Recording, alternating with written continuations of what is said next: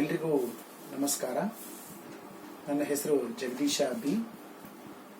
ಅರ್ಥಶಾಸ್ತ್ರ ವಿಷಯದಲ್ಲಿ ಸಹಾಯಕ ಪ್ರಾಧ್ಯಾಪಕನಾಗಿ ಸರ್ಕಾರಿ ಪ್ರಥಮ ದರ್ಜೆ ಕಾಲೇಜು ನಂಜನಗೂಡಿನಲ್ಲಿ ಕರ್ತವ್ಯವನ್ನು ನಿರ್ವಹಿಸ್ತಾ ಇದ್ದೇನೆ. ಪ್ರೀತಿಯ ವಿದ್ಯಾರ್ಥಿಗಳೇ, ಭಾರತೀಯ ಆರ್ಥಿಕ ಚಿಂತನೆಗೆ ಸಂಬಂಧಪಟ್ಟ ಹಾಗೆ ಅಂತಿಮ BA 6ನೇ ಚಾತುರ್ಮಾಸದ ಈ ಇಂಡಿಯನ್ ಎಕನಾಮಿಕ್ ಥಾಟ್ಗೆ ಸಂಬಂಧಪಟ್ಟ ಹಾಗೆ ನಾನು ನಿಮ್ಮೊಡನೆ ಸಾಕಷ್ಟು ವಿಷಯಗಳನ್ನು ಹಂಚಿಕೊಂಡಿದ್ದೇನೆ. ಇವತ್ತು 9ನೇ ಸೆಷನ್ನಲ್ಲಿ ನಾನು ನಿಮಗೆ ಕೌಟಿಲ್ಯನಿಗೆ ಸಂಬಂಧಪಟ್ಟಂತಹ ತೆರಿಗೆ, ಬೆಲೆಯ ನೀತಿ ಮತ್ತು ಭೂಕಂದಾಯದ ವ್ಯವಸ್ಥೆಗಳ ಬಗ್ಗೆ ತಿಳಿಸಿಕೊಡ್ತೇನೆ. Taxation, pricing policy and land revenue of Kautilya's. ಈ ಒಂದು ವಿಚಾರಕ್ಕೆ ಸಂಬಂಧಪಟ್ಟ ಹಾಗೆ ನಿಮಗೆ ತಿಳಿಸ್ಕೊಡ್ತಕ್ಕಂತಹ ಒಂದು ನಿಟ್ಟಿನಲ್ಲಿ ಇವತ್ತಿನ ತರಗತಿಯಲ್ಲಿ ನಾನು ಬಹುಮುಖ್ಯವಾಗಿ ಕೌಟಿಲ್ಯನ ತೆರಿಗೆ ಮತ್ತು ಬೆಲೆಯ ನೀತಿಯ ಬಗ್ಗೆ ಮೊದಲು ಚರ್ಚಿಸೋಣ.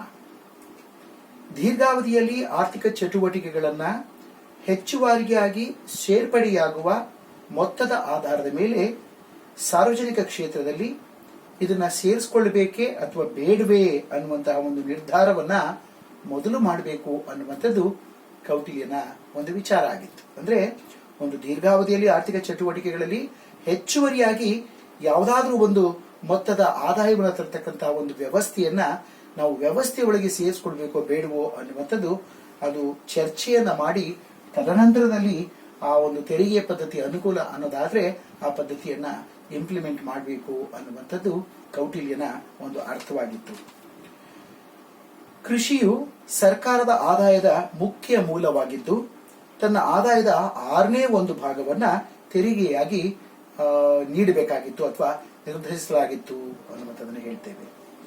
ಆದರೆ ಬಿಕ್ಕಟ್ಟಿನ ಸಂದರ್ಭಗಳಲ್ಲಿ ಏನಾದರೂ ಅರ್ಥವ್ಯವಸ್ಥೆಯೊಳಗೆ ಬಿಕ್ಕಟ್ಟು ಅನ್ನುವಂಥದ್ದು ಸಂಭವಿಸಿದ್ದೆ ಆದ್ರೆ ಅಂತಹ ಸಂದರ್ಭದಲ್ಲಿ ಈ ತೆರಿಗೆಯನ್ನ ಎಷ್ಟನ್ನ ಕೊಡಬೇಕು ಅನ್ನುವಂಥದ್ದು ಸರ್ಕಾರ ಆರ್ಥಿಕ ಬಿಕ್ಕಟ್ಟನ್ನ ಎದುರಿಸುವಂತಹ ಸಂದರ್ಭದಲ್ಲಿ 6ನೇ ಒಂದು ಭಾಗಕ್ಕೆ ಬದಲಾಗಿ 4ನೇ ಒಂದು ಭಾಗದಷ್ಟು ಹೆಚ್ಚು ತೆರಿಗೆಯನ್ನ ಕೊಡಬೇಕಾಗಿತ್ತು. ಈ ಬಿಕ್ಕಟ್ಟನ್ನ ಸರ್ಕಾರ ಎದುರಿಸೋದಕ್ಕೆ ಈ ಒಂದು ಆದಾಯ ಅನುಕೂಲ ಆಗುತ್ತೆ ಅನ್ನುವಂಥದ್ದನ್ನ ಈ ಒಂದು ವಿಚಾರದಲ್ಲಿ ನಾವು ಹೇಳ್ಕೊಳ್ಬಹುದು. ಅಲ್ಲದೆ ಇಡೀ ಗ್ರಾಮದ ಮೇಲೆ ತೆರಿಗೆಯನ್ನ ವಿಧಿಸಲಾಗುತ್ತಿತ್ತು. ಕೆಲವೊಂದು ತೆರಿಗೆಗಳನ್ನ ಇಡೀ ಗ್ರಾಮಸ್ಥರೆಲ್ಲರೂ ಸೇರ್ಕೊಂಡು ಒಂದು ಘಟಕವಾಗಿ ಆ ತೆರಿಗೆಯನ್ನ ತೀರಿಸಬೇಕಾದಂತಹ ಅಥವಾ ಕಟ್ಕೊಡ್ಬೇಕಾದಂತಹ ಒಂದು ವ್ಯವಸ್ಥೆ ಕೂಡ ಇತ್ತು. ಪ್ರೀತಿಯ ವಿದ್ಯಾರ್ಥಿಗಳೇ, ನಿಮ್ಗೆಲ್ಗೂ ಕೂಡ ಗೊತ್ತಿರಲಿ, ತೆರಿಗೆ ಅಂತಂದ್ರೆ ಪ್ರತಿಫಲಾಪೇಕ್ಷೆಯನ್ನ ಅಪೇಕ್ಷಣೆ ಮಾಡದೇನೆ ಪ್ರತಿಯೊಬ್ಬ ವ್ಯಕ್ತಿನೂ ಕೂಡ ಸರ್ಕಾರಕ್ಕೆ ಕಟ್ಕೊಡ್ತಕ್ಕಂತಹ ಕಡ್ಡಾಯವಾದಂತಹ ವಂತಿಗೆ ಅಂತ ನಾವನ್ನ ಕರಿಬಹುದು. Tax is the compulsory payment without any expectations from the government. Every citizen should compulsorily given to the government. So ಇದನ್ನ ನಾವೇನ್ ಹೇಳ್ತೀವಿ ಅಂತಂದ್ರೆ ತೆರಿಗೆ ಅಂತ ನಾವು ಅದನ್ನ ಕರಿತೇವೆ. ಸೊ ಹಾಗಾಗಿ ಎಲ್ಲಾ ಗ್ರಾಮಸ್ಥರು ಸೇರ್ಕೊಂಡು ಕೆಲವೊಂದು ತೆರಿಗೆಗಳನ್ನ ಕಟ್ಕೊಡ್ಬೇಕಾಗಿತ್ತು. ಆ ಒಂದು ತೆರಿಗೆಗಳನ್ನ ಒಂದು ಉದಾಹರಣೆಯಾಗಿ ಹೇಳೋದಾದ್ರೆ ಮೊದಲನೇದಾಗಿ ಸೇನಾ ಸಂಬಂಧದ ತೆರಿಗೆ. ಅಂದ್ರೆ ಸೈನಿಕರು ನಮ್ಮೆಲ್ರಿಗೂ ಕೂಡ ರಕ್ಷಣೆಯನ್ನು ಕೊಡ್ತಾ ಇದ್ದಾರೆ. ಹಾಗಿದ್ರೆ ಸೈನಿಕರಿಗೆ ವೇತನಗಳನ್ನ ಕೊಡ್ತಕ್ಕಂತಹ, ತರಬೇತಿಗಳನ್ನ ಕೊಡ್ತಕ್ಕಂತಹ ಅಥವಾ ಅವರಿಗೆ ಮದ್ದುಗುಂಡು ಬಾಂಬುಗಳನ್ನ ಅಥವಾ ಎಲ್ಲಾ ರೀತಿಯ ಶಸ್ತ್ರಾಸ್ತ್ರಗಳನ್ನ ಪೂರೈಸುವಂತಹ ಈ ಎಲ್ಲ ವ್ಯವಸ್ಥೆಯನ್ನ ಸರ್ಕಾರ ಹೇಗ್ ಮಾಡೋದಕ್ಕೆ ಸಾಧ್ಯ? ಹಾಗಾಗಿ ಅದಕ್ಕೂ ಒಂದು ರೀತಿಯ ಒಂದು ತೆರಿಗೆಯನ್ನ ಸಾರ್ವಜನಿಕರ ಮೇಲೆ ವಿಧಿಸಲಾಗ್ತಾ ಇತ್ತು. ಇಡೀ ಗ್ರಾಮ ಎಲ್ಲವೂ ಕೂಡ ಸೇರ್ಕೊಂಡು ಆ ತೆರಿಗೆಯನ್ನು ಒಂದು ಘಟಕವಾಗಿ ಆ ತೆರಿಗೆಯನ್ನು ಸಂಗ್ರಹಿಸಿ ಆ ತೆರಿಗೆಯನ್ನು ಸರ್ಕಾರಕ್ಕೆ ಕಟ್ಕೊಡಬೇಕಾಗಿತ್ತು ಅನ್ನುವಂಥದ್ದು. ಮತ್ತು ರಾಜನ ಹುಟ್ಟುಹಬ್ಬ ಏನಾದ್ರು ಆದ್ರೆ ಅವನಿಗೆ ಬಹುಮಾನವನ್ನ ಖರೀದಿಸೋದಕ್ಕೆ ಇಡೀ ಗ್ರಾಮವೇ ಒಟ್ಟಾಗಿ ಸೇರ್ಕೊಂಡು ತೆರಿಗೆಯನ್ನ ಸಂಗ್ರಹಿಸಿ ಅದನ್ನ ಸರ್ಕಾರಕ್ಕೆ ಕಟ್ಕೊಡ್ತಾ ಇತ್ತು ಅನ್ನುವಂಥದ್ದು ಕೂಡ. ಮತ್ತೆ ನೀರಾವರಿ ತೆರಿಗೆಯನ್ನು ಸಹ ಸಾರ್ವಜನಿಕರ ಮೇಲೆ ವಿಧಿಸಲಾಗ್ತಾ ಇತ್ತು. ಸಾರ್ವಜನಿಕರು ನೀರಾವರಿ ತೆರಿಗೆಯನ್ನ ಕಟ್ಕೊಡ್ಬೇಕಾಗಿತ್ತು.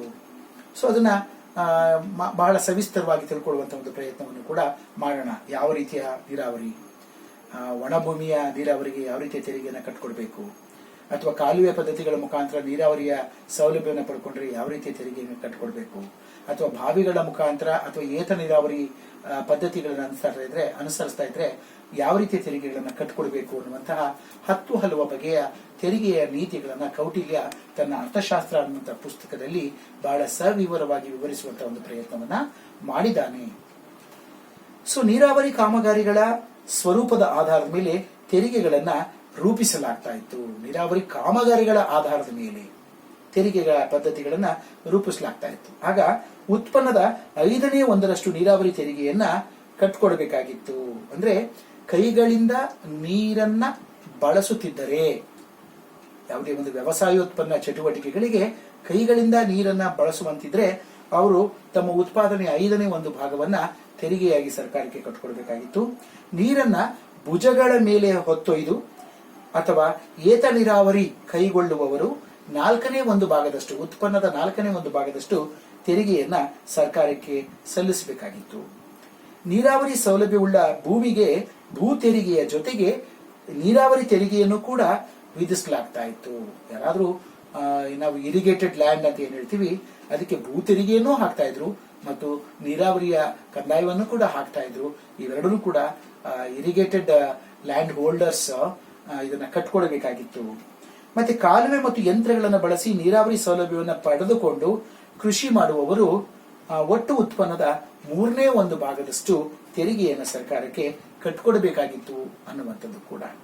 ಸೊ ಇನ್ನು ದುಬಾರಿಯಾದರೂ ಕೂಡ ಇವೆಲ್ಲವೂ ಕೂಡ ಕೌಟಿಲ್ಯ ಈ ತರದ ತೆರಿಗೆಗಳನ್ನ ಎಲ್ಲರೂ ಕಟ್ಕೊಡ್ಲೇಬೇಕು ಮತ್ತು ಕೆಲವೊಂದು ಸಂದರ್ಭಗಳಲ್ಲಿ ಕೆಲವರಿಗೆ ತೆರಿಗೆಯ ವಿನಾಯಿತಿಗಳನ್ನು ಕೂಡ ಕೌಟಿಲ್ಯ ತನ್ನ ಅರ್ಥಶಾಸ್ತ್ರದ ಪುಸ್ತಕದಲ್ಲಿ ವಿವರಿಸಿದ್ದಾನೆ.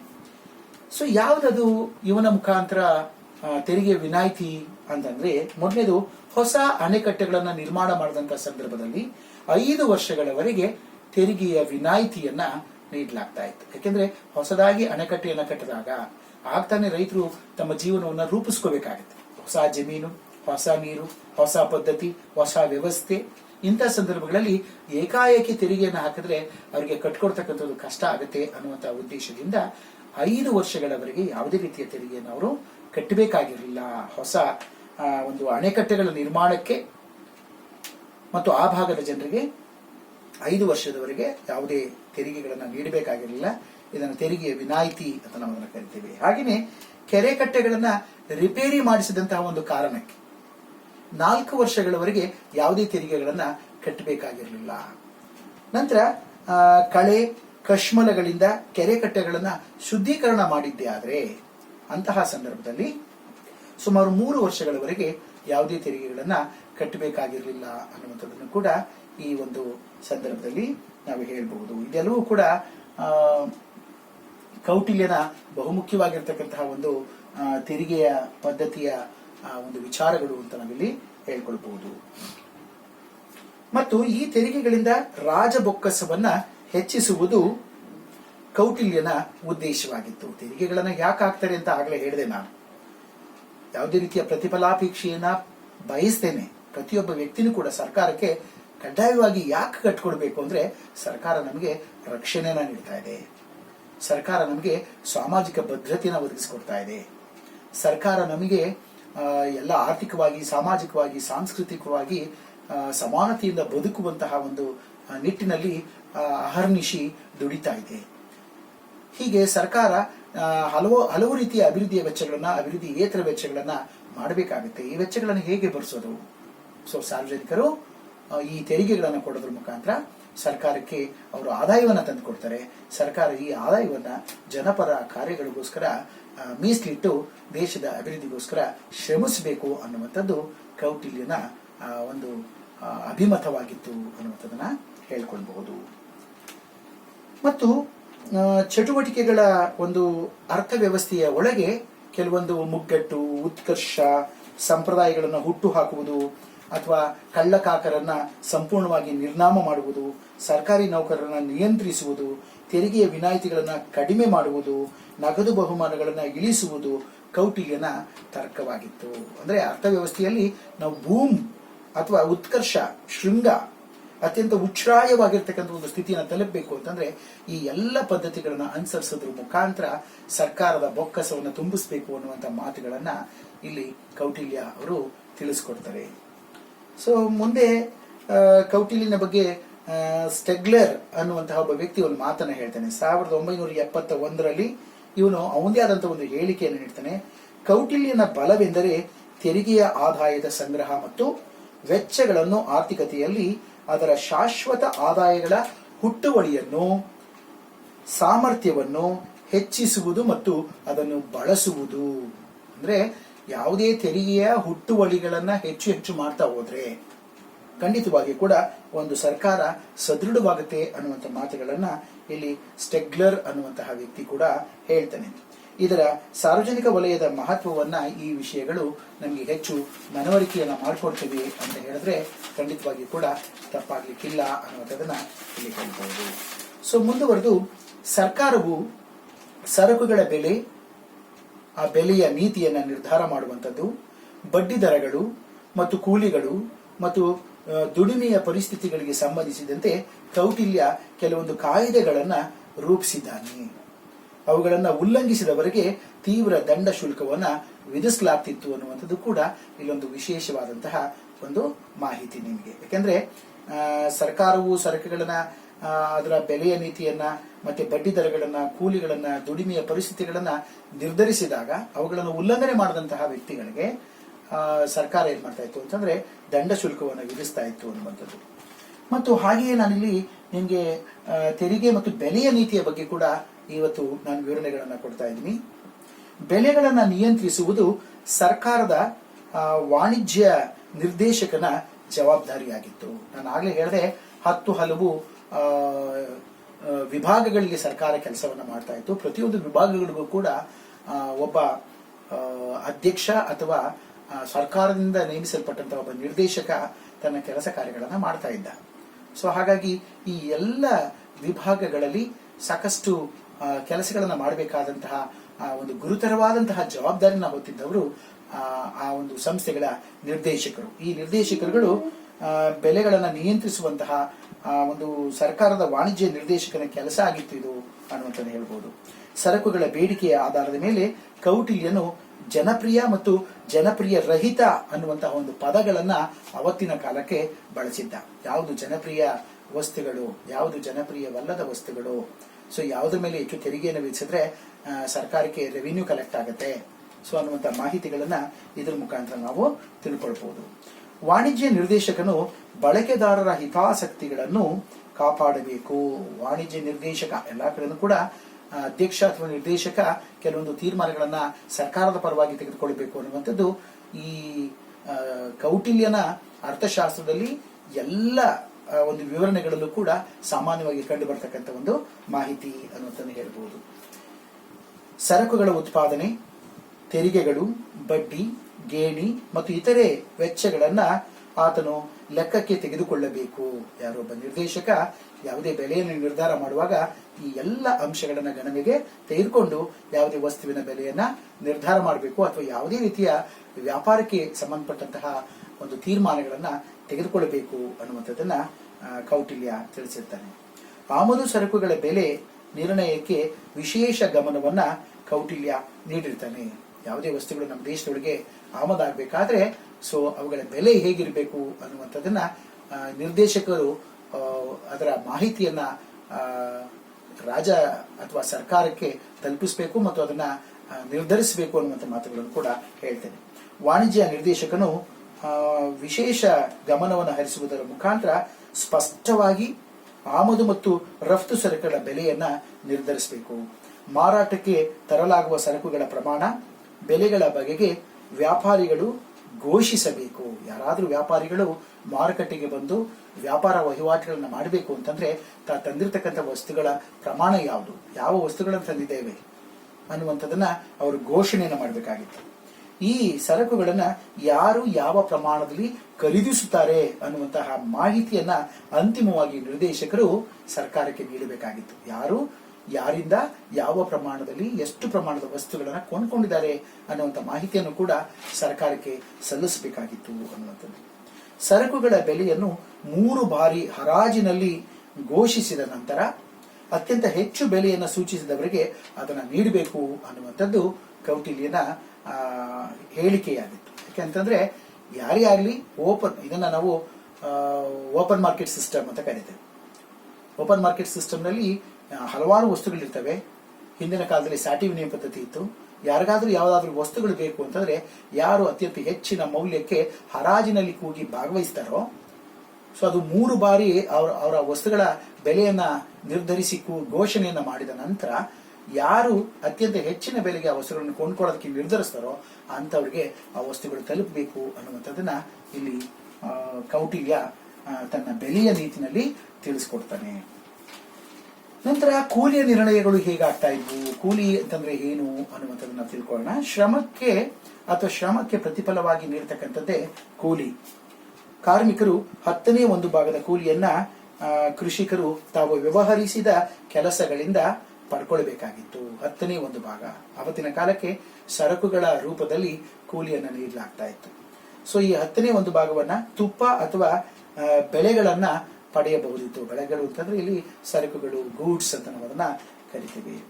ಒಪ್ಪಂದದಂತೆ ಕುಶಲಕರ್ಮಿಗಳು, ಕಲಾವಿದರು, ವೈದ್ಯರು, ಸೇವಕರು ಈ ಕೂಲಿಯನ್ನ ಪಡೆಯಬಹುದಿತ್ತಂತೆ. ಅಂದ್ರೆ ಒಪ್ಪಂದ, ಮೊದಲೇ ಒಂದು ಕಾಂಟ್ರಾಕ್ಟ್, ನಾವು ಈ ಕೆಲಸವನ್ನ ಮಾಡ್ತಾ ಇದ್ದೇವೆ, ನಮ್ಗೆ ಇಂತಿಷ್ಟೇ ಪ್ರಮಾಣದ ವೇತನವನ್ನ ನೀವು ಕೊಡಿ ಅಂತ ಪೂರ್ವ ನಿರ್ಧಾರಿತ ಒಂದು ಕೂಲಿಯನ್ನು ಕೂಡ ಪಡ್ಕೊಳ್ಳುವಂತಹ ಸಾಧ್ಯತೆ ಇಲ್ಲಿ ಇತ್ತು.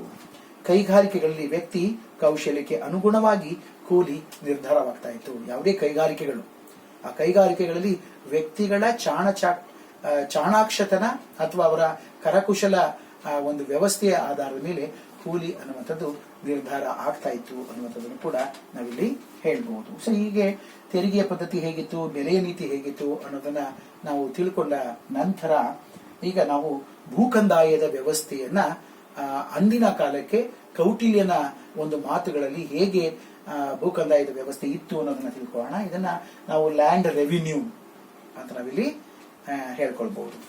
ಸೊ ಭೂಕಂದಾಯ ಅಥವಾ ದ ಲ್ಯಾಂಡ್ ಸಿಸ್ಟಮ್ ಹೇಗಿತ್ತು ಅಂತಂದ್ರೆ 1930ರಲ್ಲಿ ಗೋಕಾಕ್ ಹೇಳುವಂತೆ ಎಲ್ಲಾ ಭೂಮಿಯು ಸರ್ಕಾರಕ್ಕೆ ಸೇರಿದ್ದಾಗಿದೆ. ಅದು ಯಾವುದೇ ಭೂಮಿ ಆಗಿರಲಿ, ಹುಲ್ಲುಗಾವಲಾಗಿರ್ಲಿ, ಒಣಭೂಮಿ ಆಗಿರ್ಲಿ, ಅಥವಾ ಅರಣ್ಯ ಪ್ರದೇಶಗಳಾಗಿರ್ಲಿ, ಗಣಿಗಾರಿಕೆಗಳಾಗಿರ್ಲಿ, ಎಲ್ಲದರ ಮಾಲೀಕ ಯಾರು ಅಂತಂದ್ರೆ ಸರ್ಕಾರ. ಎಲ್ಲಾ ತರದ ಭೂಮಿಯು ಯಾರ ಒಡೆತನದಲ್ಲಿ ಇರುತ್ತೆ ಅಂತಂದ್ರೆ ಸರ್ಕಾರದ ಒಡೆತನದಲ್ಲಿ ಇರುತ್ತೆ. ಕೆಲವು ಲೇಖಕರ ಮಾತಿನಂತೆ ಖಾಸಗಿ ಒಡೆತನ ಭೂಮಿಯ ಮೇಲೆ ಇರಲೇ ಇಲ್ಲ. ಅವತ್ತಿನ ಕಾಲಕ್ಕೆ ಖಾಸಗಿ ಒಡೆತನ ಅನ್ನುವಂಥದ್ದು ಭೂಮಿಯ ಮೇಲೆ ಯಾವುದೂ ಇರಲಿಲ್ಲ. ಎಲ್ಲದರ ಅಧಿಪತಿ ಸರ್ಕಾರವೇ ಆಗಿತ್ತು ಅನ್ನುವಂಥದ್ದನ್ನ ಈ ಮಾತುಗಳ ಮುಖಾಂತರ ನಾವು ಕಂಡುಕೊಳ್ಳಬಹುದು. ಭಾರತೀಯ ಆರ್ಥಿಕ ಚಿಂತಕರ ಅಭಿಪ್ರಾಯದಂತೆ ಎರಡೂ ಒಡೆತನದಲ್ಲಿ ಭೂಮಿ ಹಂಚಿಕೆಯಾಗಿತ್ತು ಅನ್ನೋದು ಕೂಡ ಒಂದು ಮಾತಿದೆ.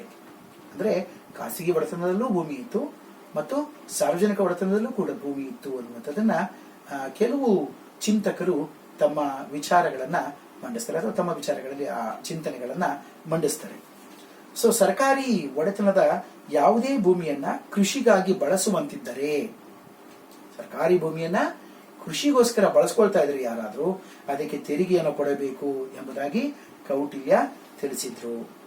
ಭೂಮಿಯ ಮಾಲೀಕನು ಕ್ಷೇತ್ರಿಕ ಎಂತಲೂ, ಅಂದ್ರೆ ಯಾರು ಲ್ಯಾಂಡ್ ಓನರ್ ಆಗಿರ್ತಾನೆ ಅಥವಾ ಲ್ಯಾಂಡ್ ಲಾರ್ಡ್ ಆಗಿರ್ತಾನೆ ಅವನನ್ನ ಕ್ಷೇತ್ರಿಕ, ಇವತ್ತೇನು ನಾವು ಭೂ ಮಾಲೀಕ ಅಂತ ಕರಿತೀವಿ, ಹಿಂದೆ ಈ ಪದವನ್ನ ಬಳಸ್ತಾ ಇದ್ರು, ಕ್ಷೇತ್ರಿಕ ಎಂತಲೂ. ಮತ್ತು ಗೇಣಿದಾರನನ್ನು ಉಪವಾಸ ಅಥವಾ ಯಾರೋ ಪರ ಭೂಮಿಯಲ್ಲಿ ಕೆಲಸವನ್ನು ಮಾಡ್ತಾ ಇರ್ತಕ್ಕಂತಹ ಕಾರ್ಮಿಕ, ಗೇಣಿಗಾಗಿ ಕೆಲಸವನ್ನ ಮಾಡ್ತಾ ಇರ್ತಕ್ಕಂಥ ಕಾರ್ಮಿಕ ಅಥವಾ ಕೂಲಿಗಾಗಿ ಕೆಲಸವನ್ನು ಮಾಡ್ತಾ ಇರ್ತಕ್ಕಂಥ ಕಾರ್ಮಿಕನನ್ನ ಉಪವಾಸ ಅಥವಾ ಗೇಣಿದಾರ ಅಂತ ಕರಿಬಹುದಾಗಿತ್ತು ಅಂತ ಕೌಟಿಲ್ಯ ತಿಳಿಸ್ತಾರೆ. ಭೂಮಿಯ ವಿವಾದಗಳೇನಾದ್ರೂ ಕಂಡು ಬಂದ್ರೆ ಸ್ಪಷ್ಟವಾದ ಒಂದು ಹಕ್ಕನ್ನ ವಿವಾದಗಳಲ್ಲಿ ಸ್ಪಷ್ಟಪಡಿಸದೇ ಹೋದ್ರೆ ಆ ಭೂಮಿ ಅನ್ನುವಂಥದ್ದು ಸರ್ಕಾರದ ಪಾಲಾಗ್ತಾ ಇತ್ತು.